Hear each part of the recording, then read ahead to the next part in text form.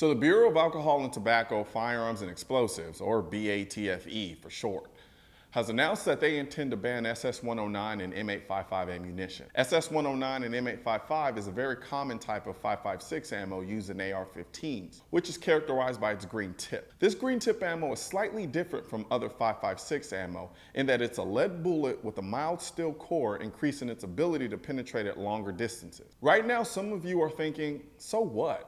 Bruce Jenner is almost a girl now. Drake dropped a new mixtape dissing Tyga the Molester, and Kanye West and Adidas released their version of Ugg boots. So no one cares about any agency that people most likely confuse for an 80s ban, banning the manufacturing, importation, or sale of some weird type of ammunition that no one but hypersensitive gun nuts are crying about. But here's the problem.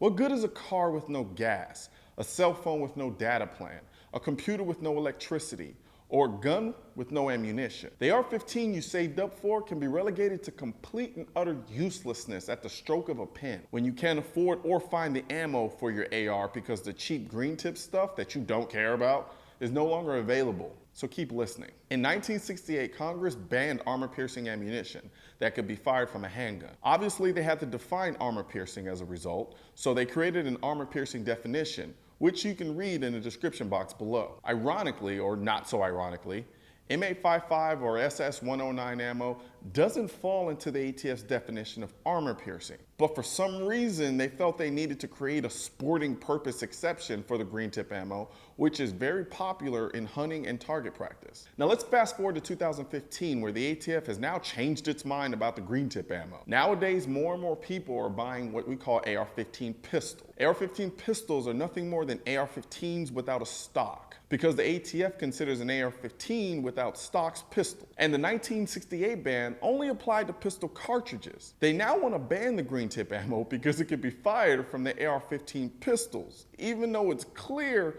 that the AR-15 round is a rifle round, being fired from a platform that's only a pistol because the ATF said it is. So now you're thinking, so what's the big deal? They say they want to ban armor-piercing ammunition in order to protect officers from ammo that can pierce the soft body armor typically worn by cops. But any person familiar with guns knows that all rifle ammo, whether it has a green tip or not, can pierce soft body armor. Soft body armor worn by cops was designed to stop pistol rounds.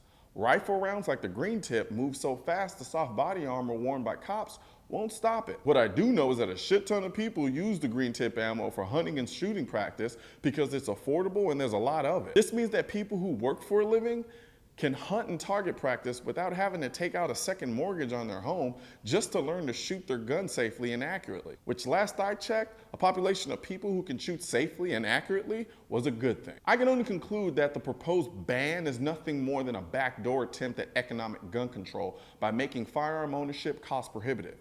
It doesn't take a genius to see that if you get rid of the most plentiful and affordable type of ammunition, the price on the remaining will skyrocket. Now you're forced to pay crackhead prices for 5.56 ammo that's more deadly than the ammo they're trying to ban. Yes, I said more deadly. Because a cop is more likely to survive being shot by the green tip ammo, which is more likely to go through and through, than other types of 5.56 ammo, which will likely tumble and create more damage in the body. So please, miss me with the whole officer safety propaganda. They keep saying that the ban is for officer safety, but criminals aren't killing cops in droves with AR-15 pistols. The number of cops killed with AR-15 pistols is so small it's essentially a zero. And if you've ever tried to shoot an AR-15 pistol, you'd likely realize that they're pretty much a novelty, or an annoying precursor to my application to make it a short barrel rifle that the ATF requires I pay an extra $200 tax for and wait 6 to 8 months before the ATF says it's okay to put a stock on it. Because for some reason, the ATF thinks putting a stock on a rifle with less than 16 inches makes the gun inherently more dangerous. When in reality, I just want a shorter rifle so I can use it for home defense without fighting to maneuver a 16-inch rifle in my home if it's ever invaded. But I digress. Don't for a second think they won't try to come after the remaining 5.56 ammo either. I mean, why wouldn't they? If they're after armor-piercing ammo and all the 5.56 ammo is capable of piercing soft body armor, it's just a matter of time before they're like, oh well, since all rifle rounds can pierce body armor, we're gonna ban that too. Oh, would you look at that? It's a slippery slope. These bans and laws are nothing more than a collaboration of people who know jack about guns and others who hate seeing them in the hands of civilians. Anti-gunners know they can't just eliminate the Second Amendment. Instead, they have to be sneaky and treat the elimination of the Second Amendment like a controlled demolition of an abandoned building. They strategically set the explosives, or in this case, strategic laws in certain places, that in the aggregate cause the Second Amendment to implode on itself. I see some of you rolling your eyes like, oh please, like the ATF is really trying to destroy the Second Amendment. But when Eric Holder is quoted saying that we need to really brainwash people into thinking about guns in a vastly different way, I guarantee you the ATF isn't losing sleep at night trying to preserve the Second Amendment, nor are they above using backdoor methods to undermine it. In the description box below, I provided information for you to contact the ATF. Don't fool yourself, this ban will affect you. As I said before, a gun is useless if you can't find or afford the ammo for it. It's easy to watch this video and say, yeah, and then go back to watching fluffy kitty videos. But this ban proposal requires action. So share this video and send your emails and letters to the ATF and let them know that this potential ban is nothing more than an attempted backdoor violation of our Second Amendment rights.